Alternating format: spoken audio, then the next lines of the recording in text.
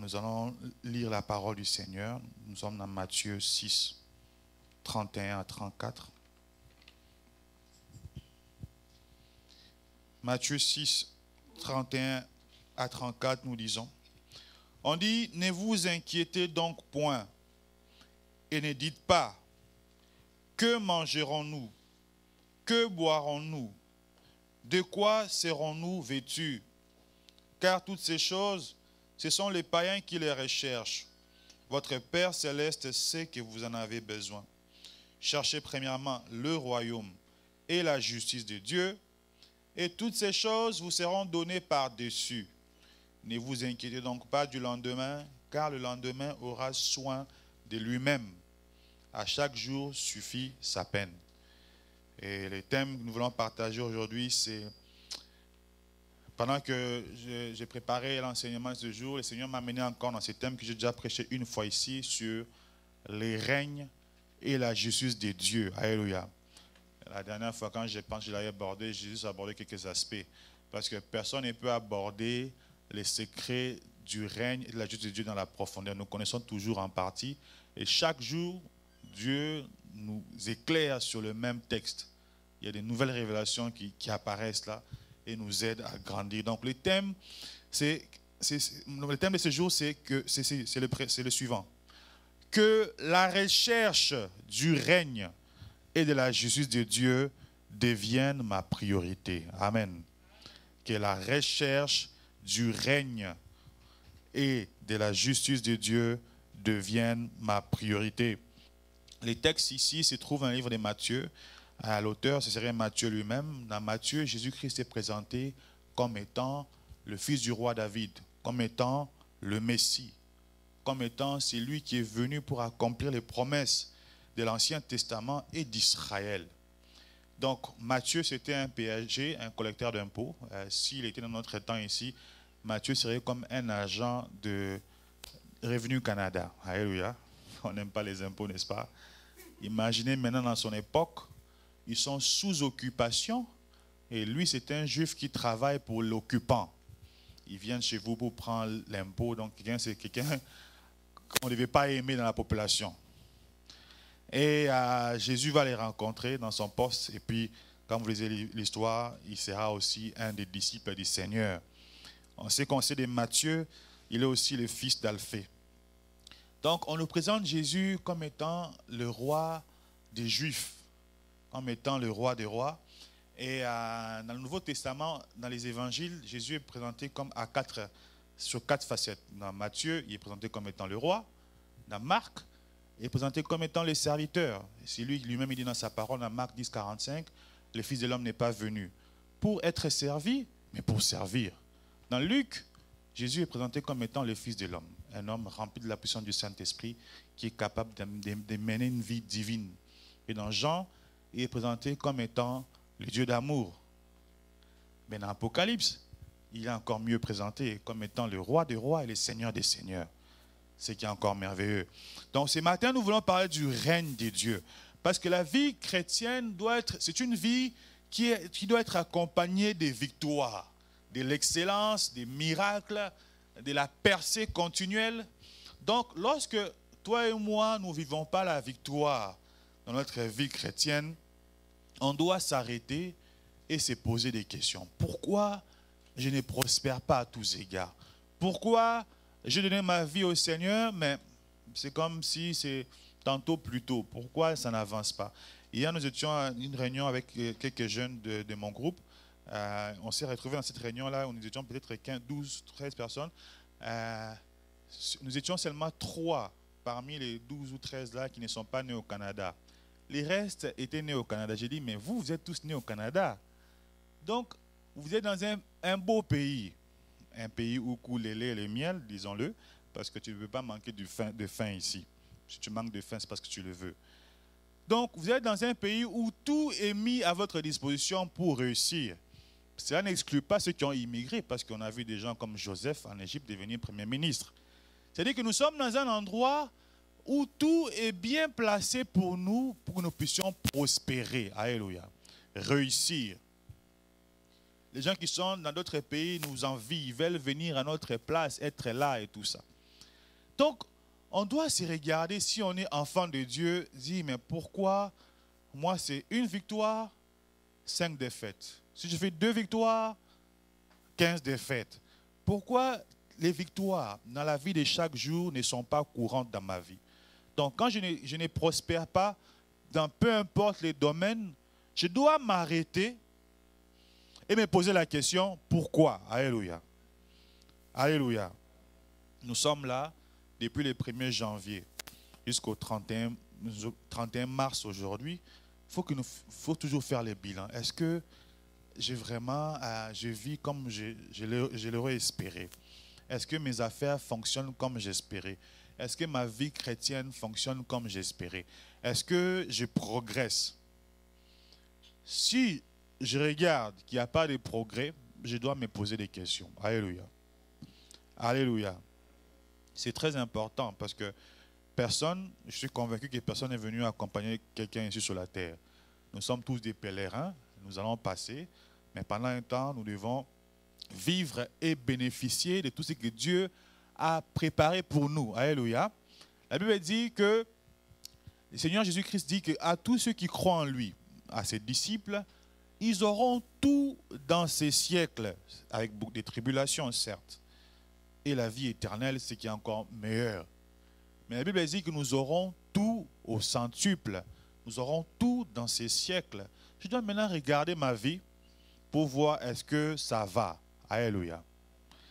Parce que notre condition détermine notre louange aussi. Quand ça va mal, ta louange sera juste taper les mains. Tu tapes les mains, mais quand ça va bien, tu vas voir que la louange, ça va. Hein? On ne te pousse pas à louer le Seigneur et tout. Mais Dieu veut que nous puissions le louer dans toutes circonstances. Parce que le chrétien n'est pas exempt des souffrances. Parce qu'à cause de la chute, lorsque Adam et Ève ont péché, le mal est entré dans la terre, tout ça, les chrétiens aussi peuvent faire des accidents. Ils peuvent faire aussi un accident et puis ils meurent dans l'accident. Ils peuvent aussi avoir des difficultés. Ça fait partie de la vie chrétienne. Donc, on doit se poser la question, pourquoi je ne prospère pas? Depuis que je connais le Seigneur, je suis toujours au niveau de l'école élémentaire. Pourquoi je ne grandis pas? On doit se poser la question. Depuis que je connais le Seigneur, est-ce que ma connaissance de la Bible a progressé? Est-ce que je peux comprendre ce qui est Ézéchiel, des personnages de la Bible? Des choses comme ça, disons des exemples comme ça. Donc, est-ce que je suis capable d'apporter la bonne nouvelle à quelqu'un qui est dans la détresse, lui dire que Jésus l'aime et d'être conscient de ce que je suis en train de dire, d'être sûr que ce que je dis, c'est la vérité. Donc, on doit regarder, voir les progrès dans notre vie. C'est pour ça que c'est très important. C'est pour ça, lorsque je pensais au thème, le Seigneur m'a amené dans ces thèmes de la recherche du règne et de sa justice. Donc, nous allons voir 3 points ensemble. Nous allons commencer par le premier point. Pour bien comprendre c'est quoi, comment les règnes de Dieu, comment rechercher les règnes, il faut d'abord comprendre en quoi consiste le règne et la justice de Dieu. On peut dire, d'autres disent le royaume, le règne. La Bible exprime ces expressions, c'est la même chose. Donc, en quoi consiste le règne de Dieu? On commence d'abord par le règne et puis nous allons voir la justice de Dieu. Donc, ensuite, nous allons retourner dans les textes pour voir pourquoi c'est tellement important pour nous de faire de la recherche du règne de Dieu notre priorité. Alléluia. Donc, lorsqu'on parle du règne de Dieu ou du royaume de Dieu, on utilise l'expression qu'on appelle basileia, qui parle du règne de Dieu. Lorsqu'on utilise cette expression-là, lorsqu'on parle du royaume, du règne de Dieu, il y a un terme qu'on utilise qui est le royaume. Le royaume, c'est quoi? C'est le territoire et le peuple sur lequel règne un roi. Donc il y a un territoire, comme le Canada, et puis il y a les habitants comme nous, et puis au Canada nous avons une reine en plus. Il y a la reine qui règne sur les citoyens, lorsqu'on parle du royaume. Et on parle aussi de la royauté. La royauté, c'est le règne d'un roi ou d'une reine. Donc, royaume, ça fait allusion au territoire, comme un pays, et le peuple qui l'habite. royauté, c'est les règnes. Comment il exerce son autorité dans ces royaumes-là. Et lorsqu'on parle maintenant du royaume des dieux, ou bien les règnes de Dieu, cela concerne les règnes souverains de Dieu et la communauté de ceux qui sont pardonnés, ceux qui sont nés de nouveau, ceux qui sont obéissants, ceux qui se soumettent au Saint-Esprit, qui se laissent conduire par lui. Alléluia. Donc, lorsqu'on parle du règne de Dieu ou bien du royaume de Dieu, il faut voir le roi. Il faut voir ceux qui sont nés de nouveau. Donc, si tu es né de nouveau, si tu es sauvé, si tu es régénéré, tu es habitant du royaume de Dieu. Alléluia. Alléluia. Maintenant, est-ce que je me sens vraiment comme étant habitant du royaume de Dieu quand je marche là? Vous savez, quand vous passez la frontière américaine, quand tu as ton passeport canadien, ça va, hein? Tu sens que tu es à l'aise. Mais si tu n'as pas les documents, tu trembles là-bas. Parce que quand tu sais que tu es dans ton pays, c'est bien. S'ils ne sont pas d'accord, ils peuvent te retourner de l'autre côté de la frontière. Mais quand tu n'as rien comme document, tu as peur parce que tu ne sais pas qu'est-ce qui va arriver. Alléluia. Quand je suis habitant si je suis au Canada depuis que je suis un sans-papier, ici même la police n'arrête pas vraiment les gens, mais en Europe, des fois tu vas avoir peur parce que si on t'aborde, on risque de te refouler chez toi. Mais lorsque je suis habitant et que je suis citoyen ou résident, je sais que je suis en droit d'être sur le territoire, je marche tranquillement. Alléluia. Et lorsque je suis aussi, je suis conscient que je suis sous le règne de Dieu, tout change. Ma façon de voir les choses change. Mon espérance est différente. Je ne vois plus les choses comme tout le monde, mais je les vois à la manière de Dieu. Alléluia. Maintenant, la question qu'on doit se poser, est-ce que je suis conscient que je suis un habitant du royaume de Dieu? Les amens sont faibles. Hein? Alléluia. Est-ce que je suis conscient que je suis vraiment, et Christ est mon roi? On aime bien chanter, il est le roi. Mais est-ce que quand tu chantes, est-ce qu'il est vraiment, tu es conscient vraiment qu'il est ton roi? Parce que ça semble abstrait, ça semble très loin parce qu'on n'est pas habitué à voir le roi et tout ça. Mais c'est très important de comprendre cela. Lorsque tu vas chanter Jésus-Christ est ton roi, tu vas comprendre qu'il est le roi des rois, le Seigneur des seigneurs. Donc, le règne de Dieu est spirituel dans un premier temps, mais il sera aussi véritablement physique lorsque Christ viendra. Pour le moment, nous avons les règnes qui est un règne spirituel et nous vivons réellement dans les règnes de Dieu, mais en esprit. Mais lorsque le Seigneur viendra, nous vivrons vraiment avec lui. Il sera là, il va régner sur la terre. Et ça, c'est merveilleux. Donc, mais pour se préparer à ces règnes-là, il faut que tu vives déjà les règnes de Dieu sur la terre. Alléluia. Donc ces règnes concernent la relation entre Dieu et les individus, entre toi et ton Dieu, entre moi et le même Dieu que nous prions.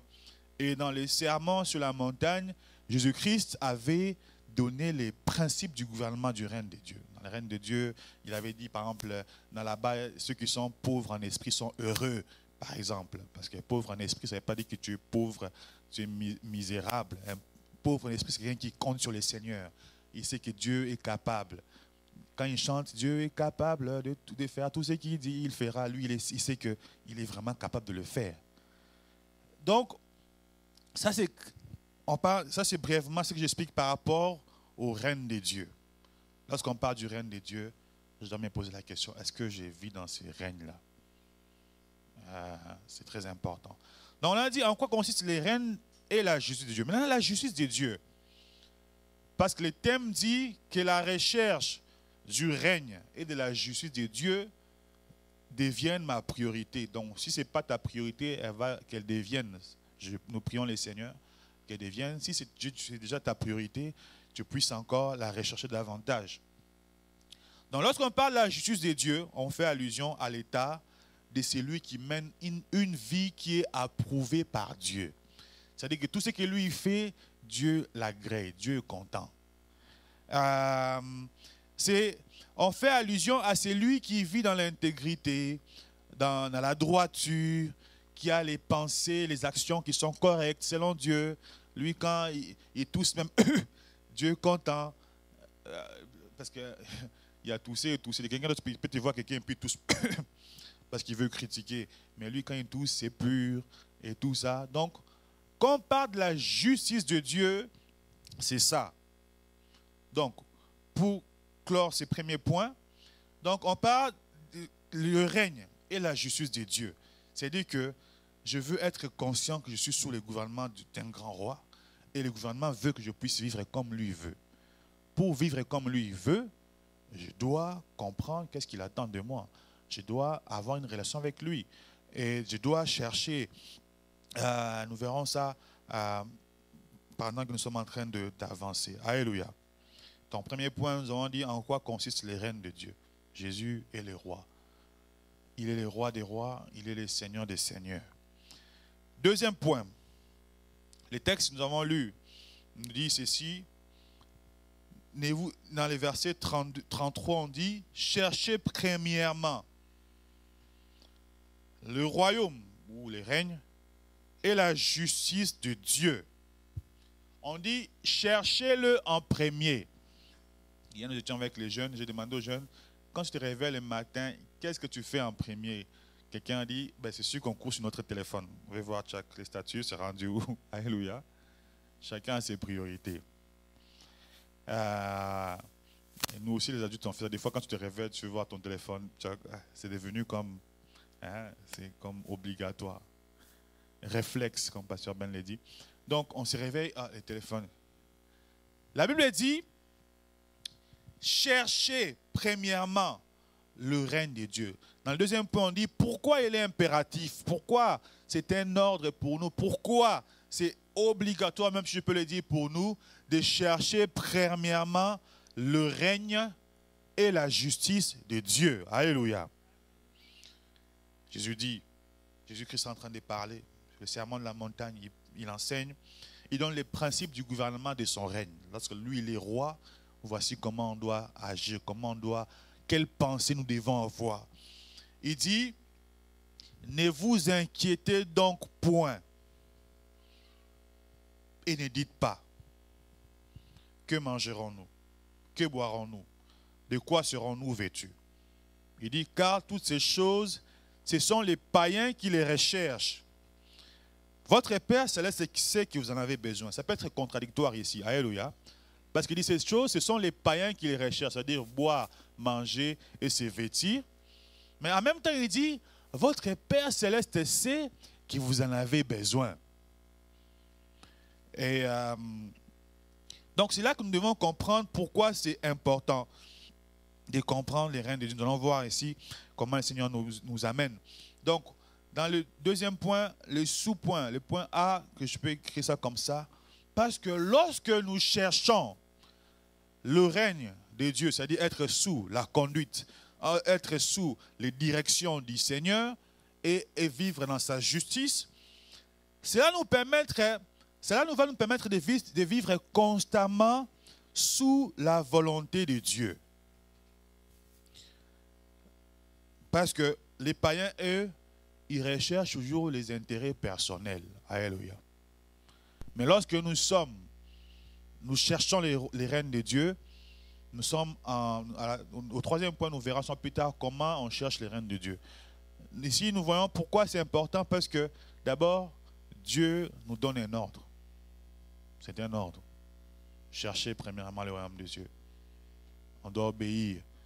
Et pourquoi? Parce que, comme je dis, ça nous permet de marcher selon la volonté de Dieu. Donc, comme je suis ici, je dois savoir qu'est-ce que Dieu attend de moi. Alléluia. Qu'est-ce que Dieu veut que je fasse quand je sors du service ici? Où sont les intérêts de Dieu? Dans la prière, nous disons, notre Père qui es aux cieux, que ton nom soit sanctifié, que ton règne vienne, que ta volonté soit faite sur la terre comme au ciel. Vendredi, j'ai expliqué que nous devons vivre le ciel sur la terre. Parce qu'il y a des gens qui vivent l'enfer sur la terre. Lui, c'est l'enfer. Hein? Il dit, chaque fois que vous les voyez, oui, ça va mal. Oui, ça va. Est-ce que, bien aimé, il n'y a pas quelque chose de bien que Dieu fait pour toi au moins une fois? Alléluia. pour dire, Seigneur, tu m'as donné le souffle de vie. Je peux bouger. Parce que si tu ne bouges pas, personne ne va s'approcher de toi. Je peux bouger. Je ne suis pas dans l'urgence. Je ne reste pas pendant 12 heures du temps pour qu'on me donne du Tylenol. Je peux faire des activités. C'est une occasion pour louer le Seigneur. Alléluia. Les habitants du royaume. Vous savez, il y a des gens, des fois, je vous vois souvent chez les immigrants, je suis désolé un peu de ces exemples-là. Mais je vois ça sur le secondaire, ils aiment tellement critiquer le Canada. Ouais, excusez l'expression. C'est de la merde, cette école c'est de la merde. Moi je dis, est-ce que dans ton pays, toi tu étais dans une école comme ça? C'est de la merde. Mais il faut être reconnaissant. Tu es dans un endroit, tu es dans une école qui est propre, où c'est bien structuré, tu reçois ton diplôme à la fin et tout ça, il n'y a pas. Donc tu es là, tu dis c'est de la merde, mais retourne. Souvent, ces gens-là qui critiquent aussi, ils ne retournent jamais dans leur pays. C'est de la merde, mais ils sont toujours là. Donc, on doit voir ce que Dieu a fait pour nous des biens. C'est ce que je disais vendredi. Voir ce que nous, on peut appeler peut-être petites choses, mais c'est toujours, ce que Dieu fait n'est jamais petit, c'est toujours grand. Donc, voir, Seigneur, tu m'as donné la vie aujourd'hui. Non, mais je dois te louer. Vous savez, Anne, elle priait pour son fils, pour avoir un fils. Et lorsque le jour où le sacrificateur Élie lui a dit, ma fille, rentre, c'est fini. Cette journée, on dit qu'Anne avait mangé. Alléluia. Elle avait mangé parce qu'elle ne mangeait pas. Même si elle mangeait, je pense qu'elle prenait sûrement un peu et puis elle n'avait pas d'appétit. Elle avait mangé parce que cette parole du serviteur lui avait fait du bien. Donc, lorsque nous venons ici dans les règnes, on dit que c'est important de rechercher les règnes de Dieu. Pourquoi? Parce que ça nous permet d'être dans la direction de Dieu. Que ton règne vienne. Mais pour que je puisse connaître la direction de Dieu, je dois avoir une relation avec le roi. Alléluia. Une relation avec le Père. Notre Père qui est aux cieux. Donc pourquoi c'est impératif? Pourquoi c'est un ordre? Pourquoi c'est obligatoire pour nous? Pourquoi c'est une nécessité pour nous? Pourquoi nous serons malheureux si nous ne recherchons pas les règnes de Dieu? Parce que nous serons simplement très loin du Père. Alléluia. Nous serons très loin du roi. Donc, un deuxième élément, c'est que le règne de Dieu apporte le salut et la délivrance. Alléluia. Nous regardons toujours Matthieu. Nous allons tourner dans Luc 4, 18. Nous parlons de pourquoi c'est important de rechercher les règnes de Dieu. Dans Luc 4, 18, Jésus-Christ dit, « L'Esprit du Seigneur est sur moi, parce qu'il m'a oint pour annoncer une bonne nouvelle aux pauvres. Il m'a envoyé pour guérir ceux qui ont le cœur brisé, pour proclamer aux captifs la délivrance, et aux aveugles le recouvrement de la vue, pour renvoyer libres les opprimés. » Et je compte jusqu'à 19, pour publier une année de grâce du Seigneur. Pourquoi c'est impératif? Pourquoi c'est important de vivre sous les règnes de Dieu, de rechercher ces règnes? Parce que quand Dieu vient régner en nous, par son esprit, il fait beaucoup de choses. Il nous permet de les connaître, parce que la bonne nouvelle nous a été annoncée. Il nous permet d'être guéris. Ceux qui ont le cœur brisé, lorsque nous vivons sous les règnes de Dieu, nous savons que la guérison va arriver. Alléluia. Pourquoi il y a des gens qui ont toujours les cœurs brisés depuis des années? Parce qu'ils ne vivent pas sous les règnes de celui qui peut guérir le cœur brisé. Alléluia. Et ce qui est grave, tu vis sous les règnes de celui qui brise toujours les cœurs, le diable. Parce qu'il y a juste deux rois. Soit avec le véritable roi, le roi des rois, et l'autre roi des ténèbres, c'est un roi aussi dans son domaine, il règne, il domine. Donc, lorsque nous sommes sous les règnes de Dieu, lorsque nous recherchons ces règnes-là, ceux qui sont captifs, si tu es lié par beaucoup de choses, tu vas obtenir la délivrance. Alléluia. Si tu es aveugle, tu vas recouvrir la vue, tu pourras voir. Si tu es opprimé, tu es sous l'oppression, tu seras libre. Donc, les règnes de Dieu, parce que c'est un nouveau gouvernement. Quand un nouveau roi vient et voit, comme on a vu chez nous là-bas au Congo, un nouveau président qui est venu, il devait faire il a libéré quelques prisonniers. Paf, oh, telle personne sort pour marquer que, ah oui, il y a un nouveau gouvernement. Lorsque j'étais dans les règnes de Satan et que je viens dans les règnes de Dieu, Dieu aussi, il fait des choses très importantes pour nous. Mais il nous dit, cherchez. Alléluia. Lui, il est là déjà. Il dit, c'est à vous de chercher. Alléluia. C'est nous qui devons faire l'effort de chercher parce que Dieu est déjà là. Il veut se laisser trouver. Il veut se laisser trouver, mais c'est à nous de chercher. Nous allons voir plus tard comment on cherche les règnes de Dieu. Donc, lorsque je suis en train de vivre sous les règnes de Dieu, tu vas voir, parce que la Bible dit, crois au Seigneur Jésus et tu seras sauvé, toi, toute ta famille. Tu vas comprendre c'est quoi, comment fonctionnent les règnes de Dieu et tu feras en sorte que ta famille aussi puisse vivre sous les règnes de Dieu. Alléluia. Parce que, comme vous le savez, surtout chez nous, les Noirs en particulier, nous venons dans des familles super bizarres où il y a des règnes de coutumes, les règnes de ceci, cela et tout. Tu peux être là, toi tu es né, il y a des gens qui avaient décidé des choses avant toi et tu rentres dans cette lignée-là, tu subis des choses que toi, auxquelles tu n'as même pas souscrit. Alléluia. Donc ils sont sous les règnes, pour eux ils trouvent ça c'est normal. Dans notre famille, certaines familles trouvent ça normal d'être dans la coutume, oui tout ça, comme il y a une de mes amies qui est camerounaise, elle a eu son enfant et puis ses tantes appelaient carrément, oh non il faut que tu puisses mettre, je sais pas moi, genre de fil là autour de la hanche là. Mais elle est déjà en Christ, elle ne veut plus de ce genre de choses-là. Mais la tante là-bas au Cameroun, alléluia, au Cameroun là-bas, en train de mettre la pression là. Mets les cordons, mets les cordons, mets les cordons, alléluia. Donc vous voyez un peu, donc ils sont sous un règne, mais elle n'est plus dans ces règnes-là. Elle est dans les règnes de Dieu. Elle dit non. Et elle a un peu maintenant s'affirmer, elle dit non, je ne veux pas pour ma fille, je ne veux pas. Parce qu'elle sait qui est son roi, alléluia. Parce que si là-bas on dit, ah, tu veux pas, vous savez quand vous n'êtes pas sous les règnes de Dieu, quand l'oncle ou bien la tante te dit, ah, tu veux pas, ce qui va t'arriver, tu vas avoir peur. Parce que tu es sous les règnes de quelqu'un d'autre. Mais quand tu es dans les règnes de Dieu, alléluia, même s'il dit, ah, toi tu dis, ah, Jésus est là, il est mon roi. Mais il faut être sûr qu'il est vraiment ton roi. Parce que tu peux dire, ah, ils vont te cribler comme les froment. Donc, les règnes de Dieu nous permettent d'être conscients que, quelque chose qui ne marche pas. Nous sommes au Canada, nous vivons au Canada et tout ça, et on respecte quand même, nous sommes dans un pays développé, comme on l'a dit.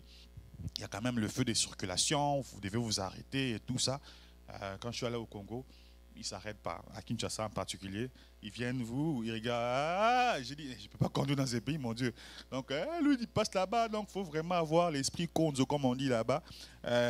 Vraiment avoir des nerfs solides, si je peux dire ça comme ça. J'étais avec mon oncle, et puis, petit, là-bas, tout le monde est fort, parce que j'ai remarqué ça. Dès que quelqu'un dit quelque chose, petit, je vais te frapper. Je dis, mais finalement, il y a des sensei de karaté ici ou quoi. Tout le monde est maître. Petit. Mais ici, quand tu retournes à Montréal, tu te dis vraiment, tu es dans un pays gouverné. Parce que tu es dans une ville où il y a un maire, dans une ville où c'est gouverné. Donc, nous sommes allés avec Teresa quand nous sommes rentrés. Quand je suis arrivé à Montréal, j'ai vraiment vu que, là, je suis vraiment ici à Cana. Hein, parce que mais ce n'est pas mauvais. Les gens sont habitués là-bas, c'est comme ça et tout. Mais quand tu n'as jamais vécu autre chose, comme dans un pays organisé comme ici, là, où tu vois qu'il faut s'arrêter, donc pour eux, si quelqu'un vient ici, il voit qu'il vous attendez, vous voyez des fois un feu rouge qui traîne, il n'y a ni mouche à gauche, ni mouche à droite, tu dis mais je peux passer, mais ils ne comprennent pas pourquoi vous vous arrêtez. Parce qu'on a appris d'autres habitudes, alléluia. Et quand tu es dans les règnes de Dieu également, tu as la pensée du règne. Comment ça fonctionne dans les règnes de Dieu? Si je suis malade dans les règnes de Dieu, qu'est-ce qu'on fait? Si je passe des moments difficiles dans les règnes de Dieu, qu'est-ce qu'on fait? Ceux qui viennent dans des coutumes là-bas, quand un enfant est malade, il faut aller voir les féticheurs. Pour eux, certains, c'est comme ça, c'est normal. Toi qui es en Christ, tu dis non, la parole de Dieu ne dit quoi? Voici ce que je dois faire. Voici ce que je dois faire. Donc lorsque nous sommes sous les règnes de Dieu, les yeux s'ouvrent. Nous comprenons quelle est la pensée du Seigneur. nous comprenons que je n'ai pas besoin qu'on me fasse 21, 23, 25 délivrances pour que je sois délivré. Alléluia. Christ est mort sur la croix pour moi. Je prends ce qu'il m'a dit par la foi et je vis. Parce que les mal là va toujours te poursuivre de toute façon. Si dans votre famille là-bas, il y a des pactes, telle chose va arriver, telle chose va arriver, vous n'allez pas progresser. Aussi longtemps que tu ne vis pas complètement dans les règnes de Dieu, ça va t'arriver. Alléluia. Ça va t'arriver. Si dans la famille là-bas, dès que quelqu'un, il y a dans des familles, dès que quelqu'un veut, dès qu'il veut faire juste un progrès, on lui cause des problèmes. Il veut avoir un bon poste comme ça, là, pouf, il tombe malade gravement. Là. Et ça arrive tout le temps. Tout le monde est comme, ah, ça arrive tout le temps. Dans notre famille, c'est toujours comme ça, quand quelqu'un veut faire pour le progrès. Mais il faut que toi, tu regardes. Quand tu es dans les règnes de Dieu, tu as une autre façon de voir les choses. Le roi, il dit quoi? Qu'est-ce que le roi a dit lorsqu'il a annoncé sa mission? C'était quoi les conseils du roi? C'était quoi les premiers mots du roi lorsqu'il a commencé sa mission? Il a dit, l'Esprit du Seigneur est sur moi parce qu'il m'a rendu capable pour guérir ceux qui ont le cœur brisé. Alléluia. Et là, je dis, ah, c'est ce que le roi avait dit. Notre roi, la Bible dit de lui que sa renommée, alléluia, sa renommée se répand à cause de l'accomplissement de ses promesses. Il a accompli ses promesses. Alléluia. Tu dis, ah, c'est un roi fidèle. C'est un roi qui ne mange jamais. Tout ce qu'il dit, il accomplit. Donc, quand tu regardes ta situation, tu sais que tu es citoyen du royaume. Tu peux aller réclamer tes droits devant le roi. Mais comme on le voit ici, vous savez, excusez-moi, je donne les exemples toujours du Congo là, mais il y a un de nos compatriotes congolais qui est venu au travail pour demander le chômage et tout ça. Je l'ai rencontré, j'ai dit à monsieur, oui, mais sauf que ça... Oh, mais là, mais c'est mon argent. Mais monsieur, ça faisait même pas, ça faisait peut-être 2 ou 3 mois qu'il venait d'arriver au Canada, pays des droits. Alléluia. Il dit, ben, je suis dans un pays des droits. Est-ce que lui, dans son pays, est-ce qu'il allait réclamer des choses comme ça? On ne sait pas. Donc, on voit un peu quelqu'un qui il sent que je peux, si dans un état de droit ici, donc je peux me plaindre. Il a le droit, alléluia. Il voit que les délais qu'on avait donnés, ça s'est dépassé. Il a le droit de se plaindre parce qu'on lui permet de faire cela. Et lorsque nous sommes dans les règnes de Dieu et que nous sommes conscients que nous vivons selon la justice de Dieu, nous pouvons aussi aller devant le Père et dire, Père, tu as dit dans ta parole, ça. Vous savez, il y a des gens dans la Bible qui ont prié comme ça. Hein. Si on regarde Ézéchias, lorsqu'on a dit que tu vas mourir, il a rappelé à Dieu ce qu'il faisait. Qu'est-ce qu'il faisait pour le Seigneur? Il y a des gens qu'on a ressuscités comme Dorcas, on a rappelé qu'est-ce qu'elle faisait et tout ça. Donc, tu vas devant le roi, tu exposes, mais tu peux seulement aller devant le roi lorsque tu fais ce qu'il te demande de faire. Et la première chose qu'il nous demande de faire, c'est de chercher son règne. Alléluia. Lorsque nous cherchons le règne de Dieu, donc, nous ne sommes plus sous le règne du diable, ni sous l'emprise de sa puissance, ni sous les règles des coutumes, etc. Donc, le règne de Dieu nous empêche aussi de pécher contre le Saint-Esprit. Nous sommes dans Matthieu 12, 31 à 32.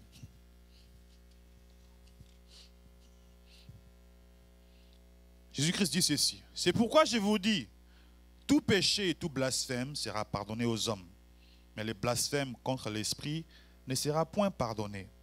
Quiconque parlera contre le Fils de l'homme, il lui sera pardonné, mais quiconque parlera contre le Saint-Esprit, il ne lui sera pardonné ni dans le siècle, dans ces siècles, ni dans les siècles à venir. Alléluia. Lorsque je suis dans les règnes de Dieu, j'apprends à ne pas pécher contre le Saint-Esprit. Alléluia. Parce que c'est lui l'Esprit qui manifeste les règnes de Dieu. C'est lui l'Esprit des vérités. La Bible, le Saint-Esprit, les péchés contre le Saint-Esprit, lorsque je grandissais, je pensais que si tu dis imbécile Saint-Esprit, tu vas aller en enfer. Et puis un jour, je voulais absolument que je dise ça, je ne sais pas pourquoi. Mais le péché contre le Saint-Esprit, c'est simplement l'incrédulité. Alléluia. Tu sais que Dieu dit qu'il faut faire ça, toi tu ne fais jamais. Dieu dit arrête ça, toi tu n'arrêtes jamais. Si tu continues à refuser de faire ce que Dieu te demande de faire, dans ces siècles, tu n'auras pas le pardon. Et à l'éternité, tu seras en enfer parce que tu seras loin de ce que Dieu te demande de faire. Alléluia. Quand nous sommes dans les règnes de Dieu, on comprend, le Saint-Esprit est une personne importante. Pourquoi? Parce que lorsque on l'attriste, il peut se retourner contre nous et nous combattre. Ça, c'est grave là. Ça, c'est aucune prière peut te sauver de là. Si Dieu te combat. Alléluia. Qui va venir pour intervenir à ton sujet? Donc, lorsque nous vivons dans les règnes de Dieu, nous cherchons les règnes de Dieu, les textes ici nous dit, nous retournons dans les textes, verset 31, on dit, donc Matthieu 6, 31, ne vous inquiétez donc point. Dans les textes originaux, on dit, ne soyez pas anxieux, ne vivez pas sous l'anxiété. Vous savez, je suis allé chercher la définition du mot de l'anxiété. Ce sont des gens qui vivent, qui sont tristes d'une manière pénible. Alléluia. Pour eux, là, c'est vraiment désolation sur désolation. Chaque jour, rien ne va. Quand il se réveille, pour lui, c'est toujours comme si c'était la nuit. Quand il regarde, il n'y a jamais la lumière. Il n'y a jamais la lumière. Tout est sombre.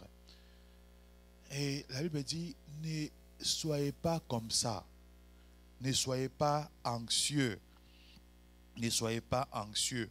Et lorsque nous cherchons les règnes de Dieu, lorsqu'on veut que Dieu puisse diriger notre vie, il vient nous dire, mais pourquoi tu es anxieux? Tu es anxieux. Pourquoi tu es anxieux? Et je disais à un de mes amis qui prépare son mariage, je dis, mais nous aussi quand on prépare les mariages, des fois tu regardes les choses qu'il faut acheter, tu as l'impression que tu ne vas jamais les acheter. Mais au fur et à mesure, tu vas finir par les acheter. Alléluia. Tu vas voir, ton stress vient, pourquoi? Parce que tu ne les as pas encore achetés. Mais une fois que tu les achètes, tu vois, comment je vais faire? Pouf, ça arrive. Pouf, ça arrive. Et puis de toute façon, il y aura toujours des gens qui vont venir là pour te soutenir. À moins que, la Bible dit, cherchez la paix avec tous. Si toi tu étais quelqu'un qui ne cherchait pas la paix avec les gens, tes problèmes vont venir t'aider. Alléluia. Cherchez la paix avec tous. Et les gens vont se souvenir de toi. Non pas que toi tu vas aller vers eux, Dieu va toucher les cœurs qui puissent bénir. Alléluia. Moi j'ai vu ça pour les mariages. Oui, je travaille bien sûr, mais tu as besoin de beaucoup plus. Les gens sont venus te voir, pasteur, Dieu m'a dit de te donner ça. Pasteur, c'était comme, Seigneur, Dieu, il paye. Hein? Alléluia. Et Dieu récompense. Alléluia. Dieu récompense. On te voit toujours, tu es là, tu dis vraiment, c'est là que tu vois que la prière est en train de, au moment favorable. Alléluia. La prière est là au moment favorable. Dieu agit. Là, tout le monde le sait déjà, nous allons avoir un bébé. Mais je suis allé au travail, une de mes collègues, Théophile, j'ai quelque chose pour toi, pour ton enfant. Dieu paye. Alléluia. Mais en plus, c'est même pas des Congolais, des Arabes, d'autres personnes. Des gens viennent, Théophile, tu n'as rien demandé. Dieu récompense. Alléluia. Donc, quand nous sommes dans les règnes de Dieu, nous avons les yeux sont fixés sur le Seigneur. Qu'est-ce que lui pense? Il dit, mais t'inquiète pas, ne t'inquiète pas. C'est que Dieu ne veut pas. Vous savez, c'est important pour nous de chercher, premièrement, le règne de Dieu. Parce que lorsque nous cherchons le règne de Dieu, nous ne sommes plus anxieux. Une journée à 24 heures. Alléluia. Il n'y aura pas 25 pour toi. Tu vas dormir et tu vas te réveiller. Ton problème, si tu penses trop à ton problème, il sera toujours là. Alléluia. Mais si tes pensées sont dirigées vers celui qui règle les problèmes, tu vas t'asseoir, tu vas recevoir. Alléluia. Moi, je témoigne de ce que Dieu fait dans ma vie. Ce n'est pas l'orgueil ou montrer quoi, mais je dois témoigner de ce que Dieu a fait. J'ai vu Dieu agir de diverses manières dans ma vie. Et même quand je manque, vous n'allez jamais me voir ici, venir me plaindre. Vraiment, Seigneur, je viens faire le service. Louer le Seigneur. Non, je vais danser. Alléluia. Je vais louer le Seigneur parce que je me souviens que dans les bons moments, il me donne. Pourquoi quand je manque, je dois changer? Alléluia. J'ai vu Dieu de plusieurs facettes. Je me souviens quand j'avais peut-être 19, 20 ans, là, Une fois, j'avais vraiment galéré, je sortais de la bibliothèque comme ça. Une de mes amies m'a dit, Théophile, ça va? J'ai dit, oui, ça va. Il dit, je n'ai pas dormi toute la nuit. Dieu m'a dit de te donner cette enveloppe-là. À l'époque, j'avais 19 ans et j'ai dit, ah, merci, je tourne comme ça, $120 à l'époque. Alléluia. Il dit, ah, ça paraît que moi, là, je dors, elle ne dort pas. Alléluia. Dieu, et les jours où j'en ai pas, je ne dois pas dire, oh Dieu, nous sommes souvent ingrats. Alléluia. Parce que lorsque le jour où tu manques un peu, ah Seigneur, Dieu, pourquoi tu m'as abandonné? Il ne faut jamais dire cette phrase, parce que si Dieu t'abandonne, tu es fini. Si Dieu t'abandonne, à la minute où il t'abandonne, quelqu'un d'autre va te récupérer. Le diable lui dit, ah, j'ai l'espace, laisse-moi donner un peu quelques corrections, les détruire davantage. Donc c'est pour cela que je nous encourage ce matin, bien-aimés, à écouter ce que le Seigneur dit, à saisir la parole du Seigneur qui dit, ne vous inquiétez de rien. Telle chose dure, vous savez, quelque chose peut durer, mais peut-être que ce n'est pas le temps de Dieu. Quand ça vient au temps de Dieu, la Bible dit que le Seigneur va même restaurer les années perdues. Alléluia. Tu vas te rendre compte que tu es bien. Peut-être que si tu l'aurais eu 5 ans plus tôt, peut-être ça allait être mauvais là et tout. Donc, c'est Dieu, la pensée de Dieu. Quand nous vivons, quand nous cherchons les règnes de Dieu, qu'est-ce qui se passe? La Bible dit, ne vous inquiétez donc point. Ne dites pas, que mangerons-nous? Parce que tout le monde veut être heureux, tout le monde veut avoir les bonnes choses, tout le monde veut avoir une belle voiture, tout le monde veut être capable de payer ses factures, tout le monde, c'est très important. Dieu sait que c'est important parce que nous sommes des chrétiens, nous devons être des bons citoyens pour témoigner de l'amour du Seigneur. Tout le monde veut cela. La Bible dit ici, ne vous inquiétez pas, ne dites pas, que mangerons-nous? Que boirons-nous?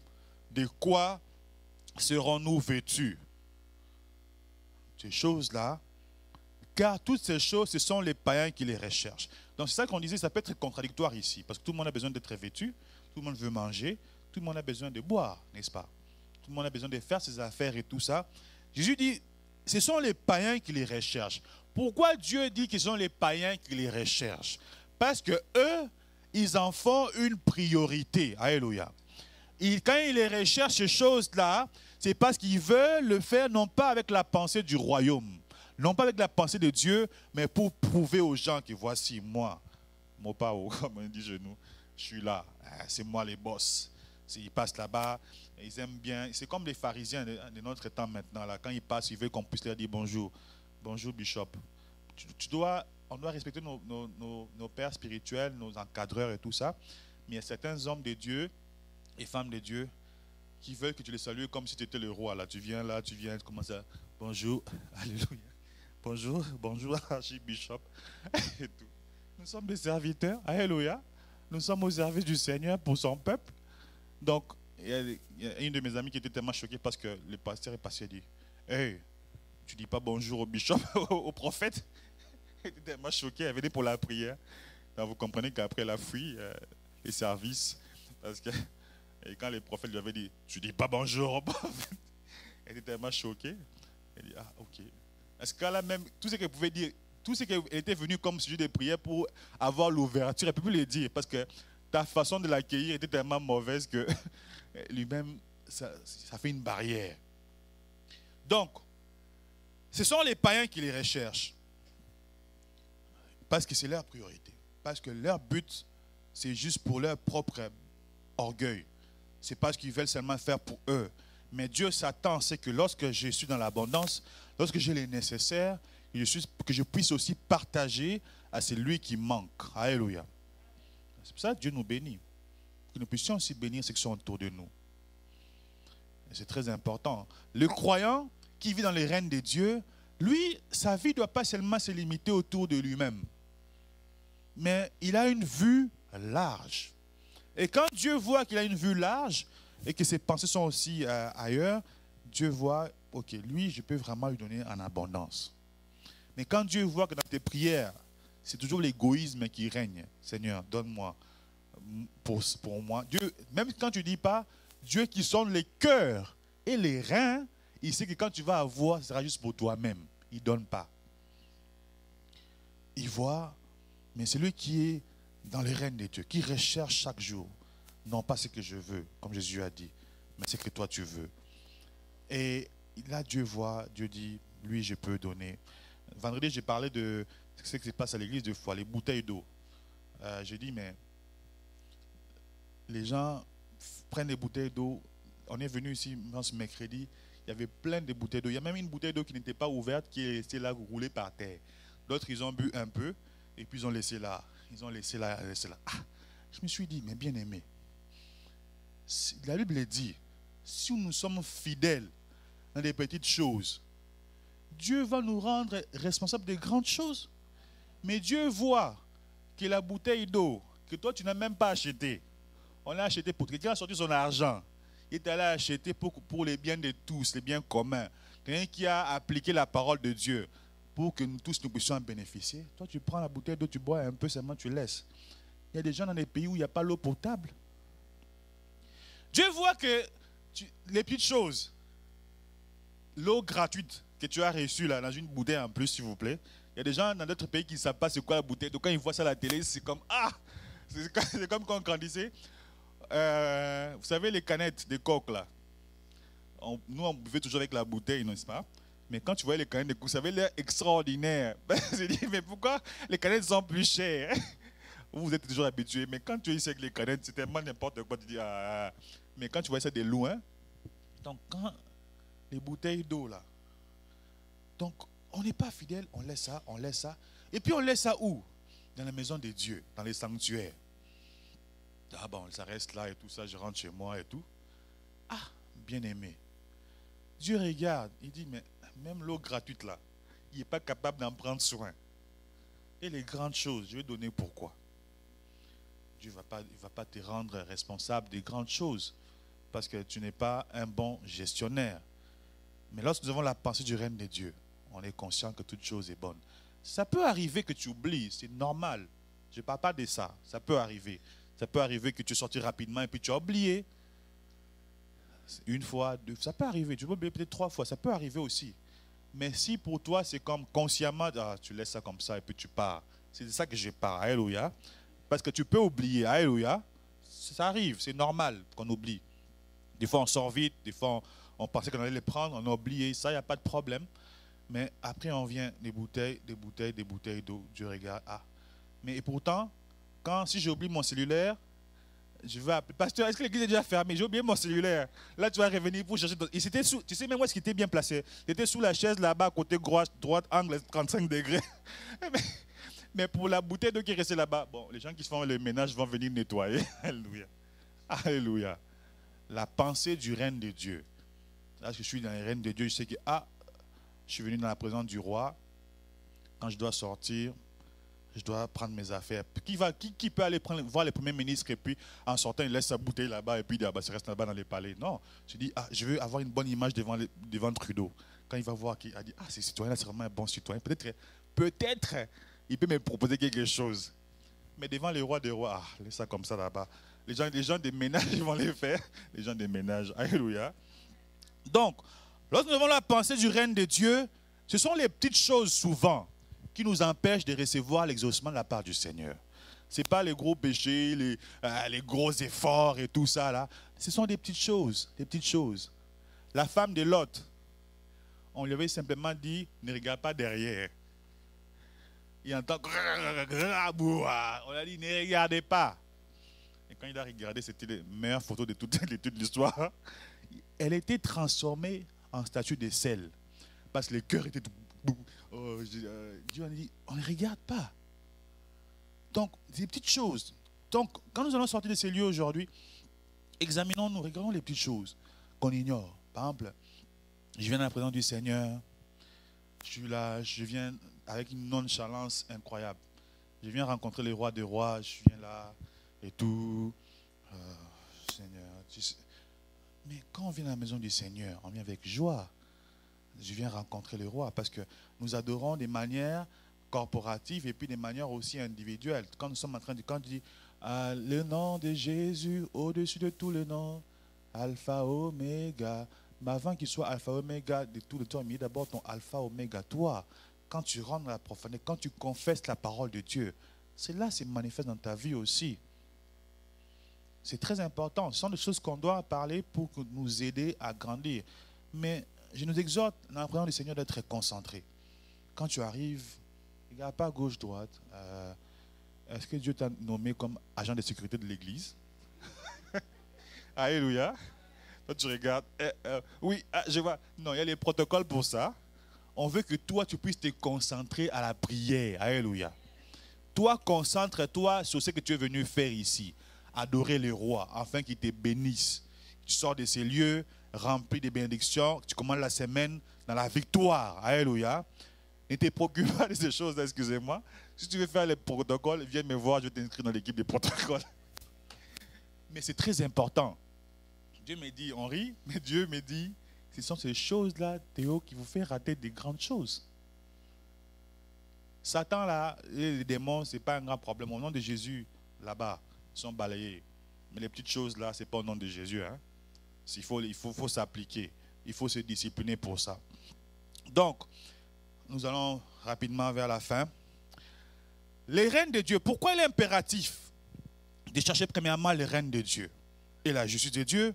Parce que nous voyons dans la Bible diverses représentations du règne de Dieu. Nous allons lire quelques versets. Nous sommes toujours dans Matthieu 13, 31 à 33. Nous lirons aussi 44 à 46. Matthieu 13, 31 dit ceci. Jésus qui parle.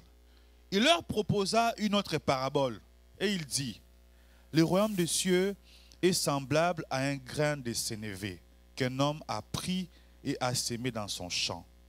C'est la plus petite de toutes les semences, mais quand il a poussé, il est plus grand que les légumes et devient un arbre de sorte que les oiseaux du ciel viennent habiter dans ses branches. Première représentation, donc on dit le royaume de Dieu. Lorsque je vais sur les règnes de Dieu, ça peut paraître comme si je ne fais rien d'extraordinaire. Lorsque je m'accroche à Dieu, ça peut paraître au départ comme si ce n'était rien. Mais quand je vais commencer à vivre ce que Dieu m'a promis, parce que j'obéis à ce qu'il me demande, c'est là qu'on va voir que je dépasse les autres. Cette parabole, le Seigneur dit, il dit encore, verset 33, il leur dit cette autre parabole. Le royaume des cieux est semblable à du levain qu'une femme a pris et mis dans 3 mesures de farine, jusqu'à ce que la pâte soit toute levée. Donc, vous voyez, il dit le royaume de Dieu, c'est comme le levain. Quand on prend la levure là, on met un petit truc comme ça là, mais ça fait lever la pâte. Alléluia. Mais c'est une petite chose. Verset 44, verset 44, il dit ceci.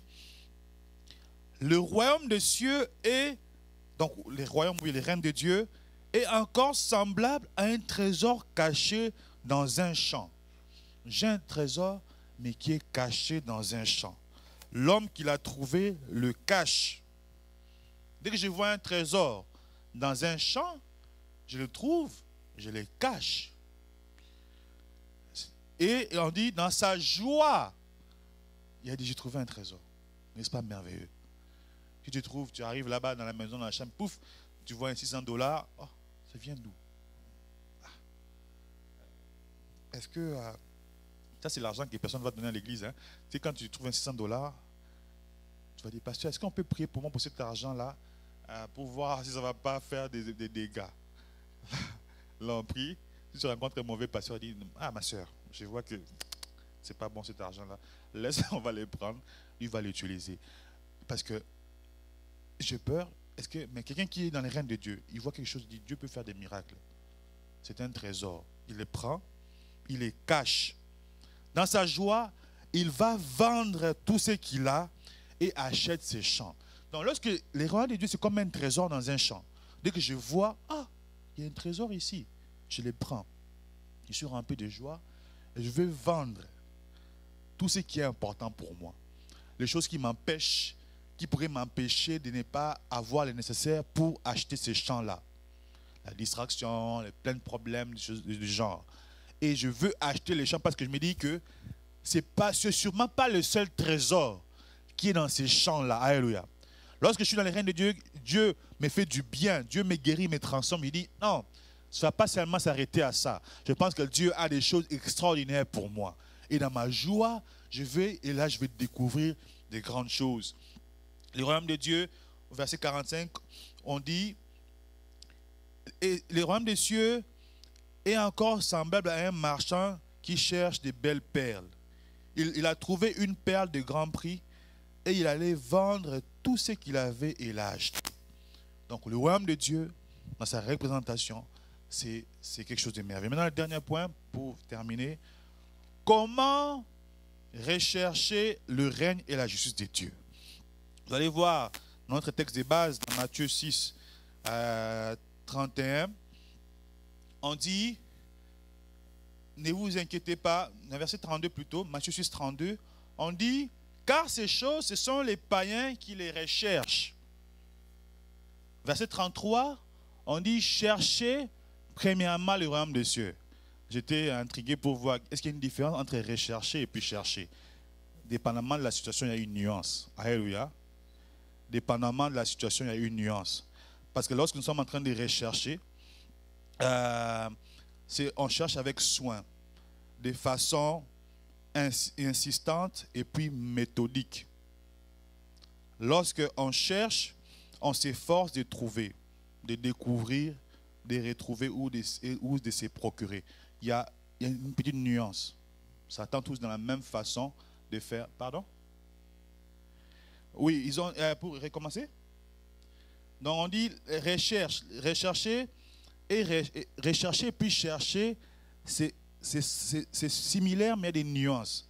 Parce que quand on parle de rechercher, c'est chercher avec soin, de façon insistante et méthodique. Comme on dit, par exemple, celui qui recherche les choses comme les païens, il cherche à tous les moyens, comment je veux faire pour prouver, pour démontrer, tout ça. Il y a un but toujours derrière. C'est lui qui cherche maintenant. Ici, on dit, c'est implorer, c'est demander. Quand je cherche, je peux implorer, je peux demander. Mais on dit ici, c'est s'efforcer de trouver, de découvrir, de retrouver. Donc, il y a juste une petite nuance dépendamment de la situation. Donc, ici, comme le troisième point, comment chercher les règnes et la justice de Dieu? Parce qu'on dit ici, chercher premièrement. Je pense que quand j'ai envoyé les textes, j'ai envoyé avec erreur. Donc, comment chercher les règnes et la justice de Dieu? Donc, pour aller chercher les règnes et la justice de Dieu, il faut d'abord savoir où se trouvent ces règnes. Alléluia. Tu ne veux pas aller chercher, on dit, va chercher les trésors. Tu vas commencer où? Bon, tu vas taper peut-être sur Google. Comment on trouve les trésors? Mais si tu n'es pas assez quelqu'un qui connaît Internet, tu vas être là, tu vas demander aux gens comment on trouve les trésors. Donc, on a dit au début que le règne de Dieu est spirituel, actuellement, parce que le Seigneur règne en nous. Ça veut dire que lorsque le Saint-Esprit viendra, il nous conduira dans toute la vérité. Jésus-Christ a dit, il est avec vous et il est en vous. Parce que c'est le Saint-Esprit qui manifeste les règnes de Dieu. C'est le Saint-Esprit qui nous permet de vivre à la manière de Dieu. C'est le Saint-Esprit qui nous permet de nous conformer aux principes des règnes de Dieu. Donc, pour chercher les règnes de Dieu, il faut simplement se soumettre au Saint-Esprit. Laisser le Saint-Esprit prendre le contrôle de ta vie, de ma vie. À ce moment-là, il va t'enseigner. En ce moment-là, lorsque tu lis la parole de Dieu, il va éclaircir ça pour toi. Tu vas comprendre ce que Dieu attend de toi. À ce moment-là, lorsque tu vas prier, même quand tu es fatigué, il te donnera la force de prier. À ce moment-là, lorsque toi tu veux prier pour les sujets qui te concernent, mais lui il trouve que tu ne dois pas prier pour ça, tu dois prier pour autre chose, parce que c'est selon Dieu qu'il intercède, il va t'aider, il va t'utiliser pour prier pour les autres. À ce moment-là, lorsque tu vas prier, tu seras toujours exaucé parce que tu prieras non pas selon toi, mais selon le Saint-Esprit. Le Saint-Esprit est Dieu. Et pour rechercher les règnes de Dieu, c'est pas compliqué, tu vas nulle part parce que Dieu est partout, n'est-ce pas? Les cieux ne peuvent les contenir, mais il faut être conscient de sa présence parce qu'il est là. Ce matin, Jésus est là. Alléluia. Mais qui est conscient que Jésus est là? Quand on va sortir, on sort, ah, ok, ouais, mais est-ce que je suis conscient que Jésus est avec moi? Je marche chaque jour avec lui. Mais c'est pas que je dois même être conscient qu'il lui dit, oh, le Seigneur est là. Seigneur, prends un peu le contrôle. Dis-moi un peu, Seigneur, qu'est-ce que je peux faire? Dis-moi, Seigneur, pour tel projet, qu'est-ce que je peux faire? Il va t'inspirer, il va te parler. Dis-moi un peu, Seigneur, j'arrive pas à me sortir de cette situation. Seigneur, j'aimerais tellement te servir. Mais j'ai bien aimé notre réunion avec les jeunes hier parce que les jeunes étaient honnêtes quand on demande les questions. Pourquoi? Comment trouver les choses de Dieu? Tout le monde répondait, chacun donnait sa réponse, c'était vraiment bien. Donc, devant Dieu, on doit être honnête. Alléluia. C'est notre Père céleste. Quand tu te mets à genoux, tu dis, Seigneur, j'aimerais vraiment apprendre à mieux te connaître. J'aimerais que mon enfant puisse changer. Mais je ne sais pas quoi faire. Dieu va te dire, vas-y, prie pour ceci, pour comme ça. Parle comme ça. Voici comment tu dois agir. S'il y a des choses, tu as besoin de prier. Il y a des choses qu'on règle par des conseils. Alléluia. Pasteur, j'ai des difficultés dans mes cours. Je pense que c'est le diable qui ne veut pas que je réussisse. Non. Je vais te poser la question. La première chose, est-ce que tu étudies? Est-ce que tu répètes tes leçons? Est-ce que le diable va seulement t'attaquer, toi, il va laisser tout le monde dans la classe? Oh, les profs sont méchants. Bon, qu'ils soient méchants ou qu'ils ne soient pas méchants, c'est les profs qui sont là. Toi, tu fais quoi? Je vois un peu des choses comme ça. Mon enfant, il raisonne toujours d'une manière très différente de toute la famille. Qu'est-ce qu'on fait? Quand on cherche les règnes de Dieu, le Saint-Esprit nous dit, il va te dire, va dans 2 Corinthiens 10, 4. Qu'est-ce qui est écrit? Nous renversons les raisonnements. Ah, ok. Son raisonnement est tellement différent des raisonnements que je veux pour ma famille. Seigneur, quand ton enfant n'est pas là, quand il sort, prends son, je sais pas moi, son chandail qu'il aime beaucoup là, les enfants vont cacher leur chandail, prends le chandail qu'il aime beaucoup là, quand il n'est pas là, Seigneur, je prie, Seigneur, pour mon enfant, que les pensées, que l'influence ne viennent pas, parce que ta parole déclare, nous renversons les raisonnements. Et toute auteur qui est contraire à la volonté de Dieu. Seigneur, que les pensées de mon enfant soient captives à ton obéissance, qu'ils grandissent. Ton enfant grandit, c'est normal qu'à l'école aussi, il dérange un peu. Ça fait du fun, hein, à l'école, un peu. T'es un peu cool. Alléluia. Oui, c'est bon. C'est normal. Mais quand il va grandir, il va toujours se différencier. Alléluia. C'est normal qu'il soit aussi dans des bêtises parce que c'est un enfant, il grandit. Ça, on ne peut pas changer. Quand j'étais en secondaire 5, on avait un prof là, M. Geoffrion. Lui, il ne voulait pas qu'on parle en classe. Chut, chut. Là, on est pire qu'en prison. Donc quand il s'est tourné, qu'est-ce qu'on faisait? On parlait. Quand il regardait, il nous poussait à être hypocrites. Or, on avait d'autres profs, un prof en secondaire 4, Madame Apsi, elle, des fois, elle laisse la classe parler. Vous parlez. Quand il dit silence, c'est vraiment un silence des morts. Hein? Et des fois, il nous laisse parler. Mais l'autre qui voulait absolument qu'on ne puisse pas parler, il nous rendait hypocrites, M. Geoffrion. Et pourtant, c'était un bon prof. Donc, les parents, ils regardent. Comment je recherche les règnes de Dieu et la justice de Dieu pour ma famille? Le Saint-Esprit, c'est lui. Il va commencer à te guider. Donc, il faut rechercher que lui puisse prendre le contrôle. Il va te dire, ne pleure pas. Il va te dire, Seigneur, ma situation traîne et tout ça. Il va te dire, est-ce que tu connais Anne? Ah, ok. Il va te dire, est-ce que tu connais Abraham? Bon, on n'a pas dit forcément que si tu pries Dieu, que toi, tu n'as pas la foi d'Abraham. Alléluia. Dieu va regarder ton niveau de foi et puis l'épreuve sera selon le niveau de ta foi. Toi, tu n'es pas Abraham, tu n'es ni Job. Parce que tu ne veux pas, des fois, des gens qui disent, je vis vraiment comme Job. Tu ne vis pas comme Job, bien-aimé. Tu n'es pas sous, on n'est pas encore, comme Papa Jules nous avait prêché en semaine, on ne sommes pas encore sous la tribulation. Alléluia. David, il fouillait parce que le roi les cherchait. Si Trudeau décide que Junior, on va te rechercher là, tu vas te cacher où? À l'église, on dit il prie à maçon. Les agents qui vont venir, ils vont fouiller. Tu vas faire quoi? Tu vas chercher pour traverser la frontière? Tu seras dans l'angoisse là. On n'est pas encore arrivé à ce niveau-là. Donc, le peu de combats que nous avons, on les néglige pas.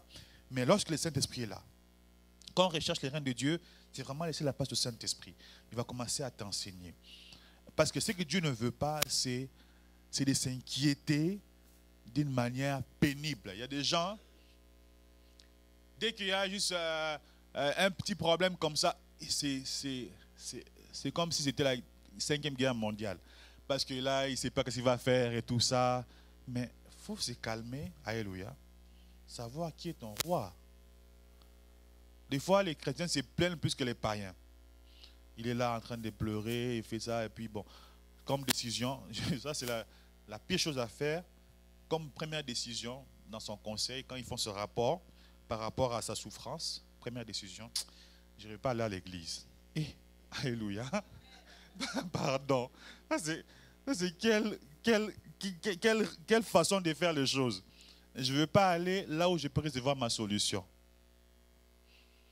Et puis, quand il finit son rapport, les pasteurs là aussi, ils ne peuvent pas voir qu'on a des problèmes. Est-ce que moi je suis Dieu? Alléluia. Dieu peut m'inspirer que tu as un problème, mais quand il ne le fait pas, c'est à toi de faire ce que Dieu te demande de faire, parce que tout est là pour toi. Dieu peut nous inspirer, mais des fois Dieu veut que toi-même, tu te lèves et que tu prennes tu fasses ce qu'il faut. Dieu peut faire en sorte que personne ne te correcte pendant une semaine, parce qu'il veut que toi-même tu puisses te relever de la situation. Tu vas te rendre compte que personne ne va t'appeler, ni aucun pasteur, ni aucun frère, personne. Tu traverses ton désert tout seul. Alléluia. Maintenant, c'est à toi de dire, je suis dans quelle situation? Le Saint-Esprit. Parce que comment on recherche le règne de Dieu, c'est quand nous sommes soumis à la direction du Saint-Esprit. Et le Saint-Esprit va te dire quoi? Lorsqu'on cherche le règne de Dieu, le Saint-Esprit en nous, on devient inconscient de la présence du règne de Dieu quand on oublie certains éléments, comme on éteint l'esprit. La Bible dit n'éteignez pas l'esprit. C'est un ordre.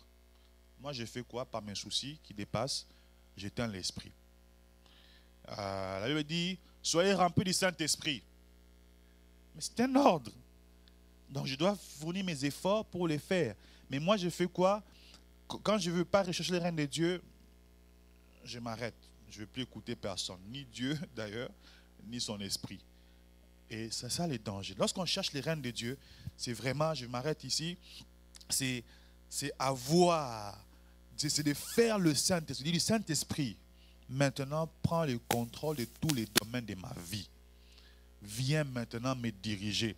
Et dernier texte qu'on peut lire, c'est dans Colossiens 3:2. Lorsqu'on cherche le règne de Dieu, il faut s'affectionner aux choses d'en haut.